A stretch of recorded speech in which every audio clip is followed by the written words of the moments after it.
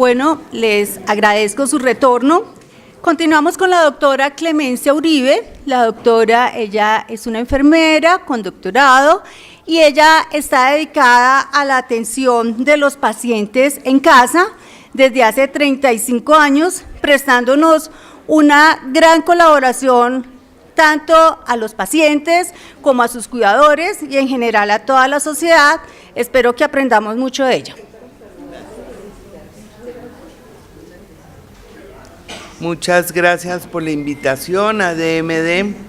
Yo fui parte de la Junta durante muchos años y llevo en el alma toda la historia de DMD. Sigo siendo una gran divulgadora de los documentos y de la necesidad de que la gente tenga a mano su documento para morir dignamente. Hace 35 años yo empecé y quería contarles como anécdota cuál fue mi primer paciente. Yo tuve un tiempo trabajando en una clínica, no me gustó porque tenía pacientes que entraban como casi muertos a cirugía. Yo trabajaba en cirugía, yo no los conocía, no tenía contacto con ellos y se me ocurrió, viendo a mi padre que murió en muy malas condiciones en cuidado intensivo, se me ocurrió que yo podía ayudar a la gente por fuera de las clínicas y tener esa opción como de que la gente pudiera ser manejada en casa. Ese primer paciente que tuve fue algo muy extraño porque tenía cáncer, un cáncer terminal muy avanzado y yo era muy inexperta, pero con mucho coraje me metí a ayudarle y una familia muy grande, muy desorientada y sin médico. En esa época no habían médicos paliativos ni médicos que ayudaran a domicilio. Le consta que al doctor y a la doctora Julieta. Entonces yo hice una especie de puente entre lo que yo veía y llamar médicos telefónicamente y que me dieran permiso, siendo yo enfermera, de hacer ciertas cosas, como darle un analgésico, ayudarlo con sus síntomas, etc. Bueno, hubo un acto final con ella que no supimos qué fue lo que pasó, pero estábamos todos alrededor de la cama, tenía su oxígeno puesto, estaba tranquila, diríamos, la paciente, respirando muy regularmente, porque parecía que se iba a morir, y rezamos, todos alrededor estábamos rezando, y de golpe yo vi que seguía viva, y dije, ¿cómo les digo que no murió? Entonces fue un acto de valentía a decirle a la familia, por favor, retírense de la habitación. La mamá está viva. Entonces, pues fue muy extraño. Ese fue como mi primer caso. En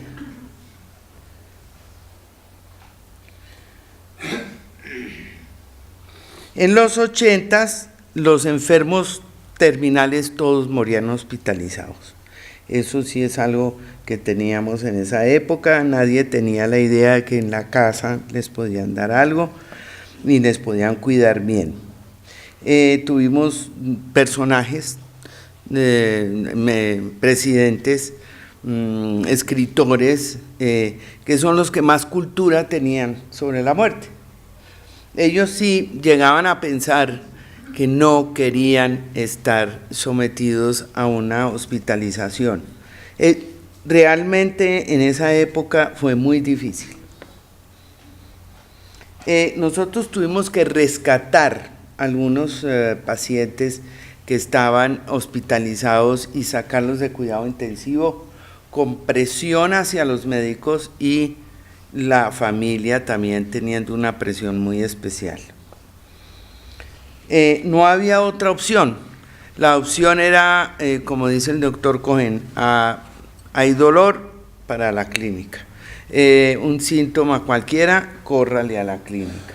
Entonces teníamos siempre que estar atentos de que no nos llevaran los pacientes por cosas sencillas a llevarlos a hospitalizar. ¿Qué tipo de enfermos hay a domicilio hoy en día? Los que más nos llegan, podríamos decir que puede ser un 80%, son lógicamente los neurológicos, que son todas las demencias.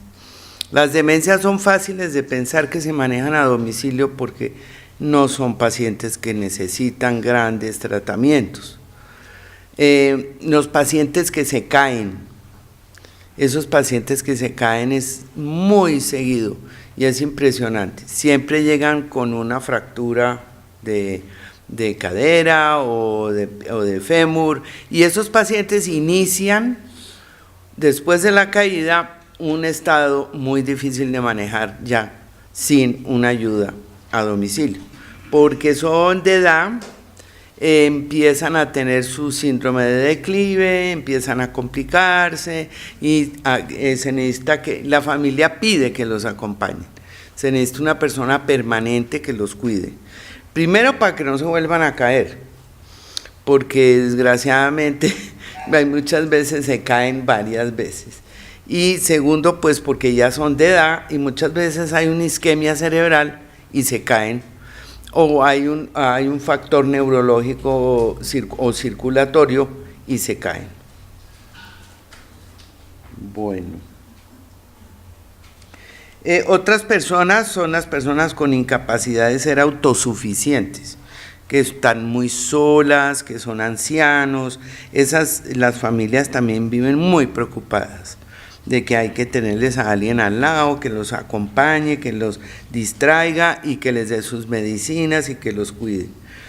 La demencia senil es la número 1, como dijimos, y son pacientes que en sus etapas avanzadas se vuelven psiquiátricos.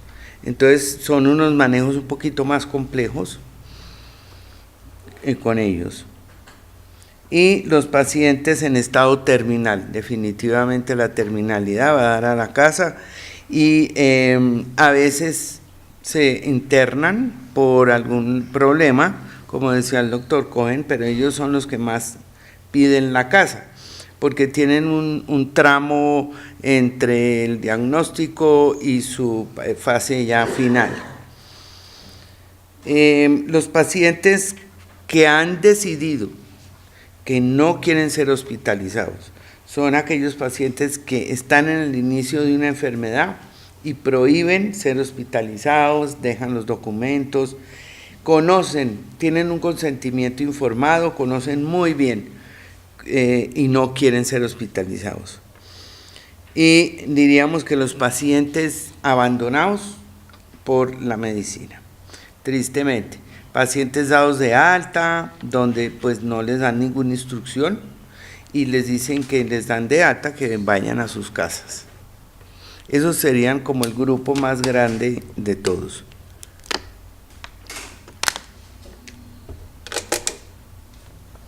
Bueno, el rol del equipo. El equipo a domicilio es lo más importante.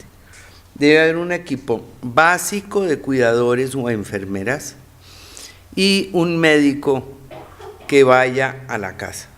Generalmente carecemos de esos médicos, pero bueno, hoy en día hay muchos más. No vamos a decir que en la época en que yo empecé sí fue muy difícil. Teníamos muy pocos médicos, pero hoy en día sí hay algo de cercanía del médico hacia el paciente. Lógicamente, sí hay psicólogo o psiquiatra maravilloso, pero eso es casi como un lujo, no muchas veces los ve uno. Y el equipo lo comprenden todas las rehabilitadoras, todas las personas que tienen que acercarse a rehabilitar al paciente mientras esté vivo.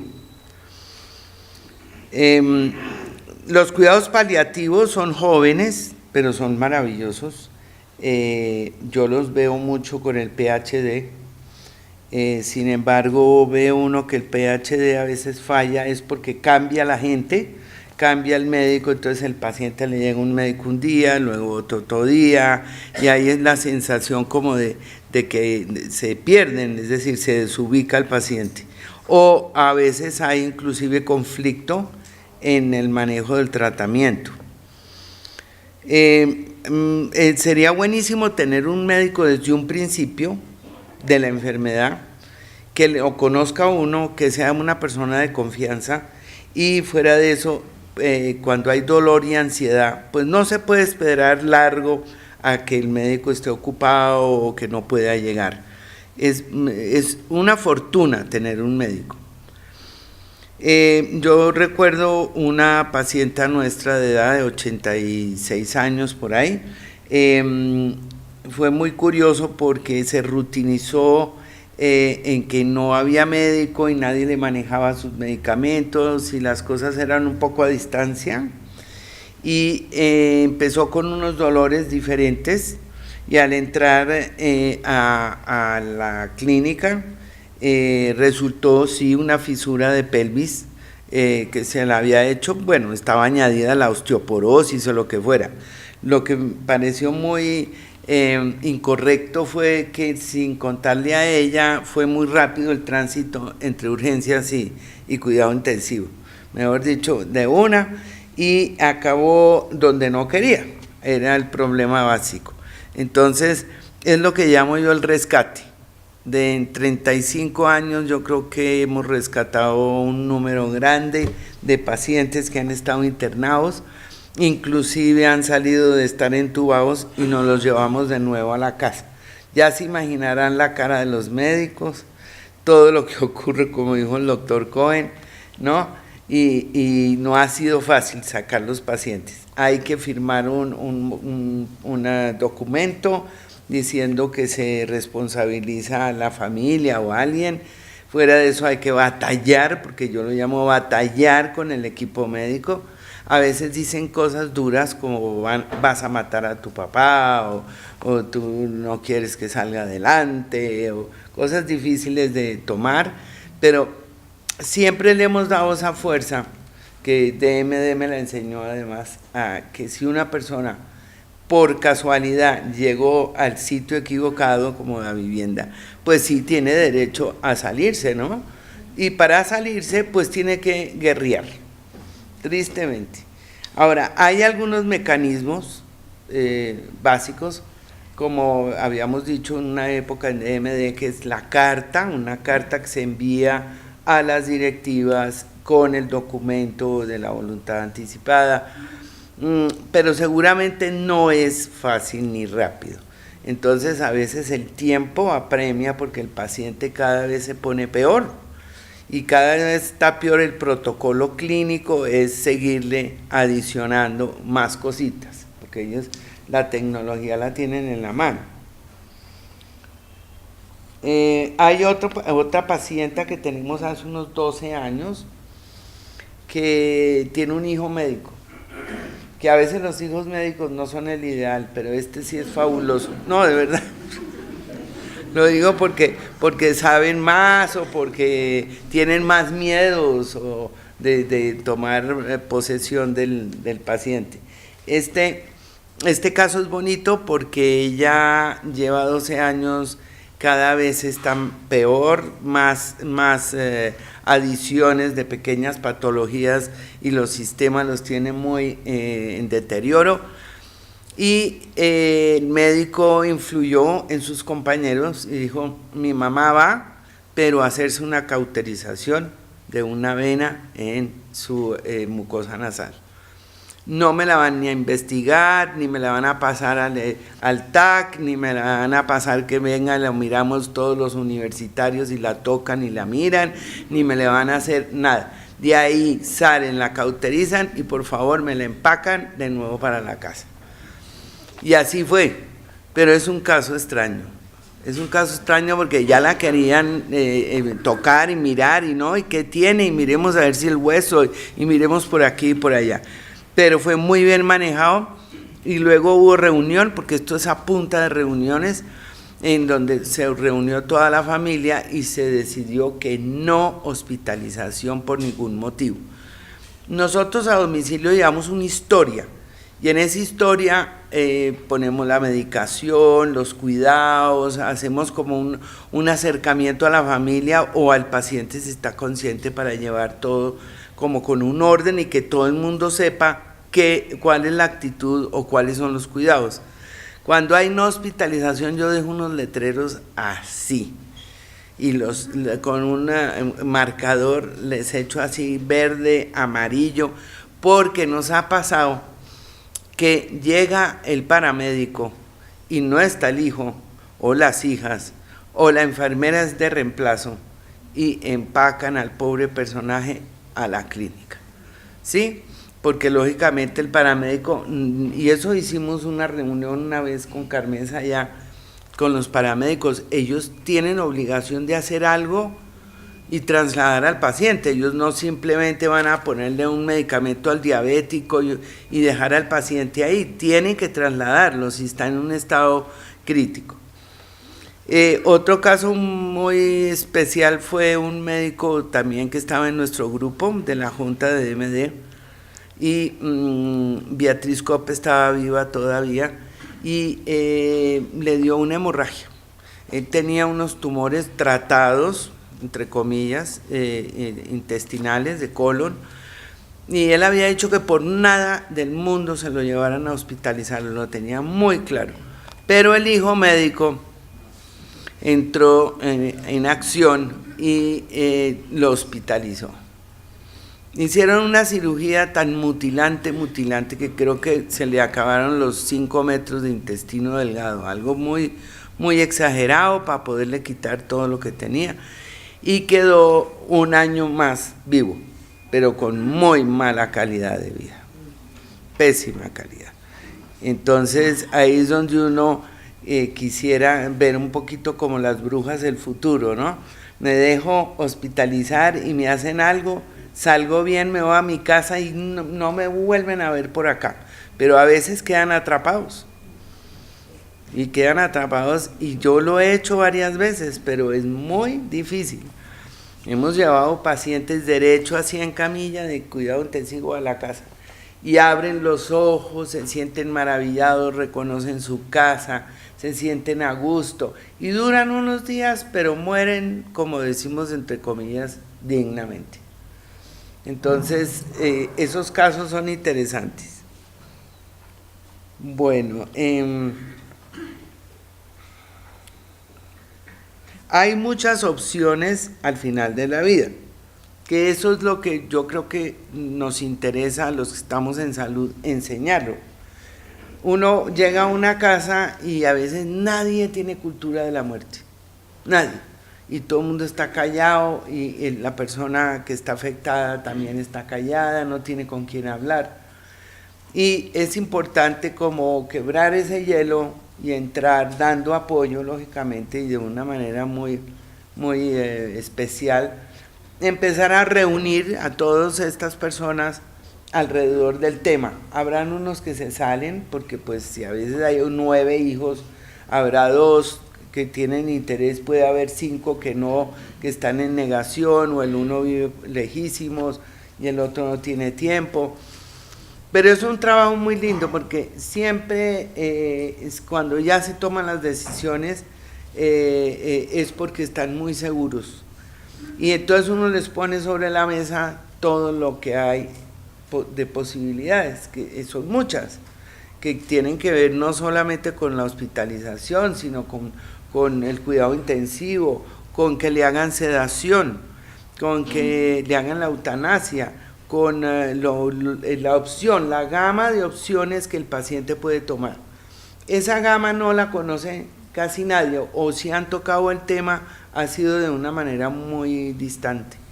Entonces es interesante cuando nos reunimos y empieza uno a ver cómo todo el mundo ya empieza a pensarlo, a florecer alrededor del tema para llegar a la conclusión antes de que sea tarde. Ahora, sí hay muchas familias que le tienen miedo que su paciente se duerma, porque creen que dormir es como la muerte. Entonces siente uno angustia es por el paciente porque necesita, de esa sedación, necesita estar aparte de esa realidad difícil. Y la sedación es muy interesante porque no se produce directamente el deceso del paciente, pero sí va a haber una situación en que sufra menos y finalmente pues se va a morir, pero ese no sufrimiento le da lugar a toda la familia a prepararse también. Es un poco duro porque sí se pierde la conciencia del ser querido. Entonces, por ejemplo, tuvimos una pacienta que tenía Alzheimer y tenía un tumor cerebral. Y su esposo, muy amoroso con ella, mucho cariño, mucho amor, y una familia también bastante funcional. Y un doctor elegantísimo de Santa Fe le hizo la sedación. ¡Ay, qué felicidad para mí!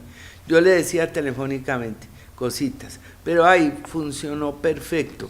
Y y no se iba, pasan los días, y no se iba. Pero bueno, la familia todos los días entraba, la miraba, la tocaba, le daba un besito, leía el reporte, una cosa muy bonita. Y hubo como mucho acercamiento y a los 15 días se fue. Yo diría que casi ni se dieron cuenta cuando se fue. Impresionante, porque se les volvió una rutina verla todos los días en la cama, muy bien atendida, la piel al pelo, es decir, una cosa muy digna. Uno cuando está con los pacientes terminales les cuida la boca, les cuida la piel, les cuida que estén cómodos, es como un bebé. Al final de la vida uno realmente sí acaba como un bebé, y a veces hay algunos que se les quitan los estímulos de la luz, se les pone luz bajita, la gente habla pasito, que es lindo, ¿no? Los estímulos todos son suavecitos, y entonces tiene unos como una persona muy débil entre la cama, pero muy consentida, ¿sí? Que le está dando uno todo, le está proporcionando toda la comodidad. Si no quiere comer, pues no le da de comer. Si hay que hidratarlo, se le pone su catéter subcutáneo sin molestarla. Unas cosas muy, muy suaves y muy acordes con la parte humana. Entonces, yo digo que morir en casa es una fortuna, pero que nadie sabe si se va a arreglar como dice el doctor, un sangrado o algo, y queden interesadísimos en uno y para cuidado intensivo, ¿no? Ese es el chance que se toma. Esa es la parte difícil. Bueno, hay algunos pacientes, por ejemplo, que le tienen mucho miedo a que los amarren, ¿cierto? Que les tengan amarrados en las camillas.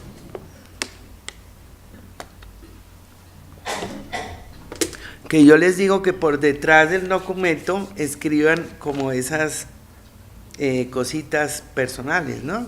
Que no me amarren, que no me griten, que no me muevan tanto. Y bueno, cada persona verá como unas indicaciones, diría yo. Bueno, ¿qué ventajas hay en general en domicilio?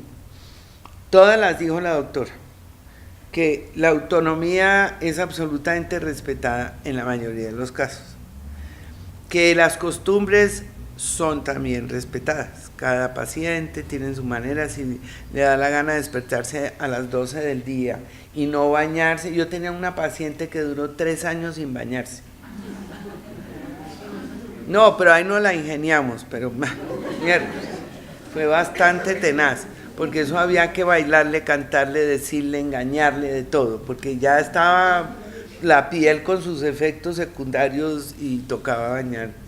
Pero en principio el respeto como a que todo el mundo tiene sus costumbres y sus mañas, digamos, porque es más que costumbres, son mañas, hace que el grupo de salud sea quien se adapte al paciente y su familia, y no al revés, como cuando uno está hospitalizado, que uno tiene que adaptarse a lo que le están dando en los hospitales.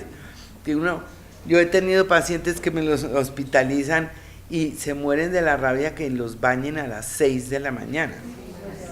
Y yo digo, no, pero deje pues a las 10, no, tiene que ser a las 6, porque el protocolo dice que a las 6, y a las 7 tiene que estar desayunando. Y aquí está el desayuno, y vea, este es un menú, una papa sin sal, un pan tieso, lo que sea. Entonces, en principio, costumbres, autonomía, todo eso se respeta, y se respeta la decisión del paciente. Entonces es muy importante que el que esté en casa no se le olvide también hacer su documento, colgarlo por todos lados, meterlo en los cajones. Hay todavía mucha controversia. Pacientes que han sido hospitalizados, como dijo el doctor Cohen, que tienen el documento, todo, hasta gritan si pueden, no me toquen, no quiero, ¿no? Y no sé por qué motivo acaban en lo que no quieren estar, ¿sí? Entonces, fíjese, otro de nuestros grandes médicos de la junta directiva, él perfectamente sabía que no quería ser hospitalizado, y le tocó lo peor, porque era un espasmo bronquial irreversible. Entonces sabía que si no lo entubaban se moría. Y estaba en la habitación, en un segundo, todavía gritando en la camilla, asumo mi final de vida, no me lleve a cuidado intensivo. Ahí está, llegó a cuidado intensivo.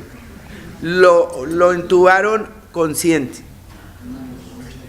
Y ya la conversación con él la hicimos de una manera muy precaria, pero funciona. Pues yo hablando y él contestando, apretando la mano. Pero él sabía que se iba a morir y dijo, no quiero más. Lo peor de todo fue que lo desentubaron sin sedarlo. Y a partir de ahí, en la junta que yo llevé ese caso, se empezó a tomar en cuenta que no solamente es retirar un tubo, sino hacer que la persona no sufra nada consecuente de no estar con un tubo, ¿no? Porque se asfixian. Que eso es así.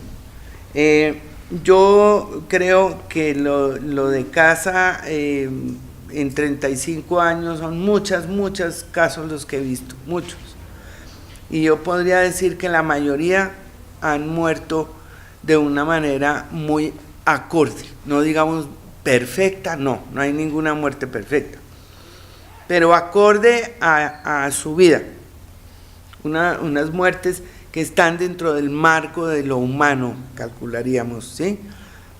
Si son bien manejadas en su dolor, en su ansiedad, en sus síntomas, yo creo que eso es una fortuna.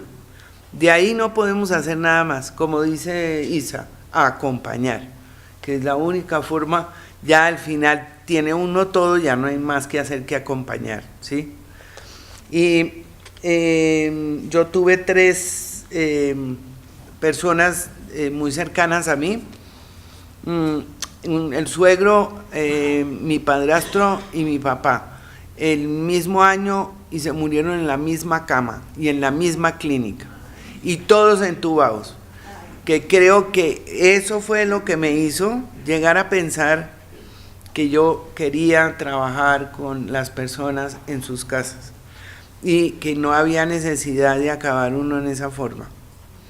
Entonces, la expectativa de cada cual es tomar la muerte como un paso seguro.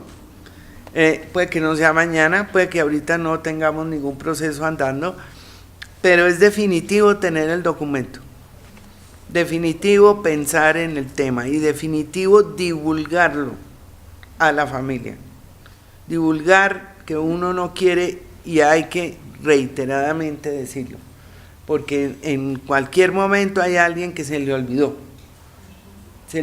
y llegó el paramédico y entonces acabamos como lo hemos dicho.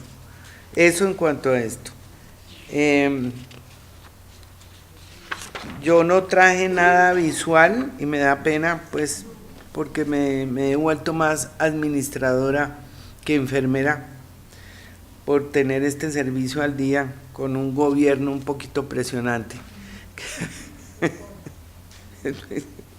Sí. Bueno, yo creo que de casos, muchísimos casos hemos atendido, la mayoría ha sido para ayudarlos a morir y para tal vez empujar el final, empujarlo en el sentido más humano y a domicilio es el ideal. No se puede pensar que una persona que esté hospitalizada pueda tener acceso a que le den un tratamiento adecuado, como una sedación o que le den un tratamiento, porque yo he visto que hay todavía mucha objeción de conciencia, ¿cierto? Entonces, a veces yo les digo a los pacientes que me llaman mucho en nombre de DMD que traten de tener a sus pacientes en casa. Y estando en casa es más privado, se pueden tomar decisiones más fácil y uno proceder sin esa presión que puede haber en un hospital, ¿no? Y eso es todo, no les hablo más porque hay muchos casos y cosas que contarles, pero... Perdón, yo sé que hay tiempo para preguntas después, pero quisiera, con permiso, compartir con este auditorio un minutico. Yo sé que trabajan muchos con pacientes que son enfermeras, que son médicos y demás. Yo soy psicóloga y trabajo con pacientes terminales, con las familias y luego en el duelo. Y me ha surgido como una breve explicación que me ha ayudado mucho con los pacientes que quisiera compartir.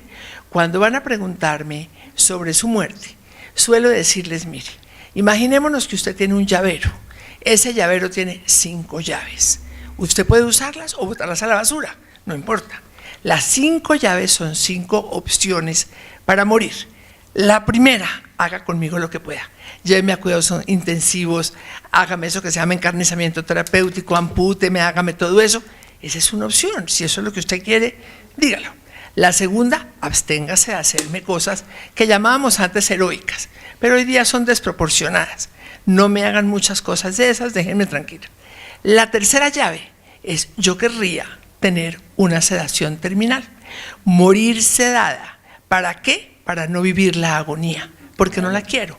Y ojalá tenga al lado una enfermera como Clemencia, que es la que uno necesita al final de la vida. Y ojalá yo a Isa cuando yo... Ahí vamos, ahí vamos. La cuarta llave, yo les digo, se llama, aquí no es muy lícito, pero se llama el suicidio asistido. A mí alguien me dice, mire Isa, si cuando usted se toma este vasito, yo no sé cuánto hay ahí o cuántas pastillas, alguien me ayuda, un médico, me dice, mire, es esto, pero yo me lo tomo. Por eso se llama suicidio. Yo tomo la decisión yo y yo lo hago, pero alguien me dice cómo. Y la quinta llave es la eutanasia. Yo no quiero vivir más, yo quiero que alguien me ayude, tome la decisión por mí, no tome la decisión, no, actúe por mí y me ayude con una inyección letal o lo que sea. Hay una opción que es esa, que es no hacer nada, déjeme. Pero yo lo que quisiera recomendar a las personas aquí es exploren en los pacientes y en sus familiares qué decisión ha tomado. La que sea es respetable, es su voluntad y hay que aplaudirla y respetarla. Claro, eso es todo. Claro. Gracias. Muy bien, gracias.